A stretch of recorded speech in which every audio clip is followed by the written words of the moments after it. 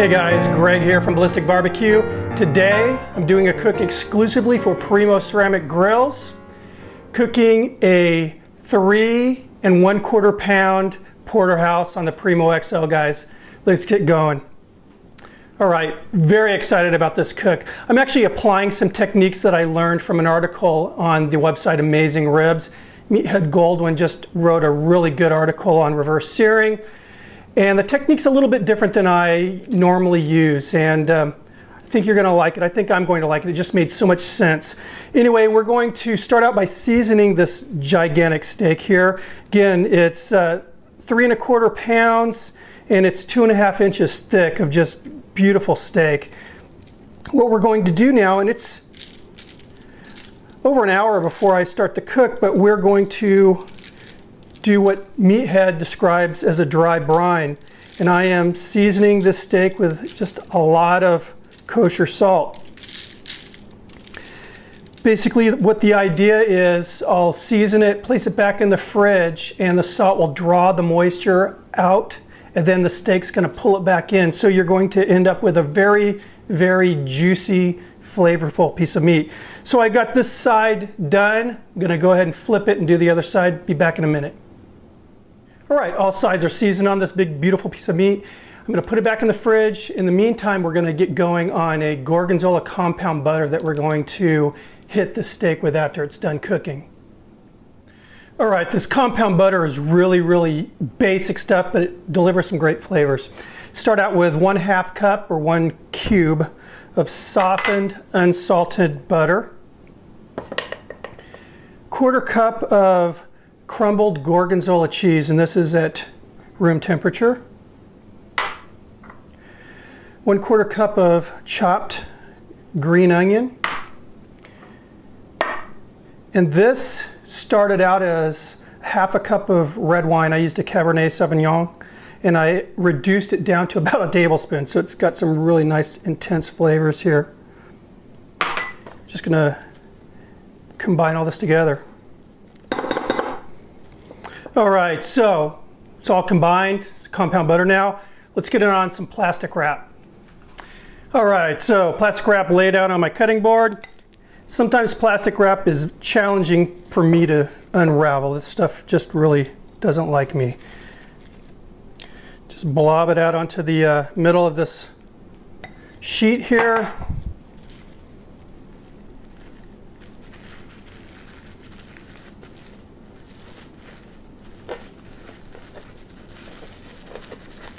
Grab those end pieces, give it a twist like a salami, and there you guys go.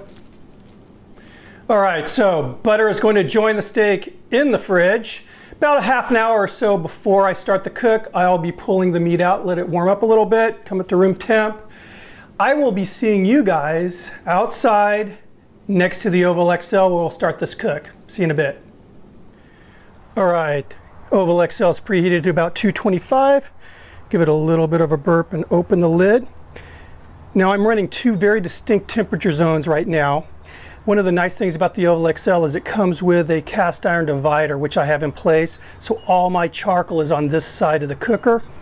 I have this porcelain coated grate on the low position, and then the other side is in the elevated position. Most of the cooking is going to be done on the cool side here, where the charcoal is not below the meat. Go ahead and place that meat up on top of the grate.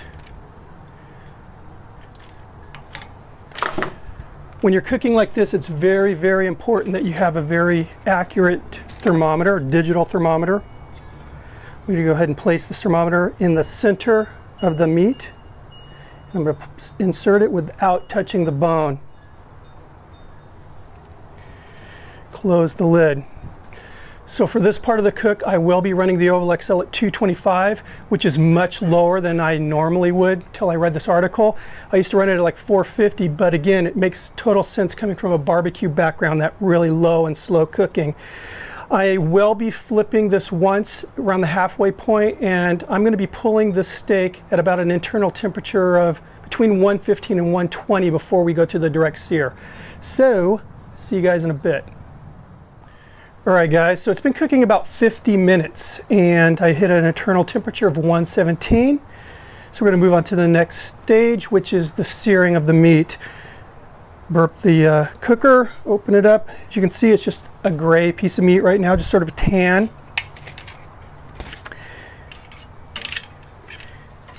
But it won't be for long. It's pretty soon it's going to have a nice crust. What I'm going to do is just set this aside, and I want to get this hot side of the cooker stoked up so it's going to really sear this meat. See you in a few seconds. All right, so now the hot side is really hot, and we are going to start that direct sear now. A little different than we're used to, at least me. We're going to try to avoid getting those grill marks. And I actually patted dry the other side of the steak before getting it on here because the moisture can actually slow down the searing process. So what I'm going to do is just keep the steak moving. I want to avoid getting those grill marks. I want to look for a nice even caramelization throughout. So I'm looking for a nice brown color. All right guys, and that is what we're looking for. Nice even brown. So we'll put this on this other side of the cooker now. What I'm going to do is apply some clarified butter and some pepper. So we're going to keep this guy moving, and we do not want those flare-ups. All right guys, it's looking good. Let's get it on the cutting board.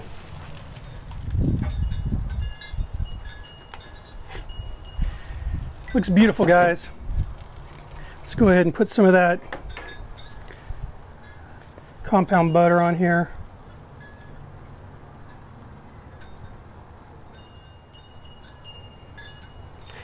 Now, let's see how we did.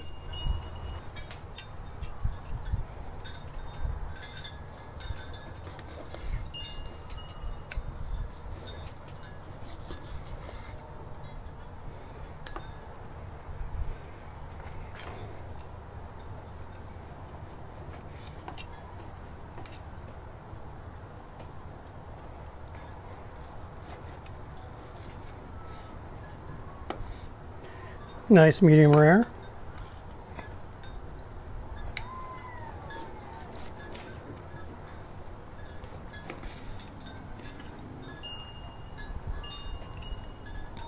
Very juicy. Let's check out that fillet side.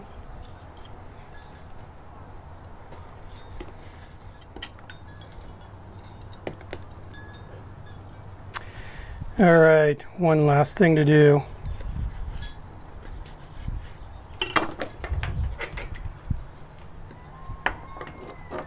Some of that butter on there.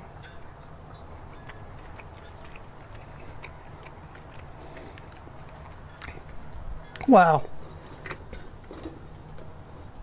It's good, guys.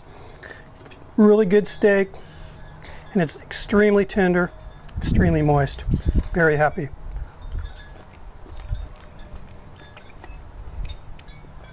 I'm very, very happy. Anyway, thanks for stopping by. See you on the next video, guys. Cheers.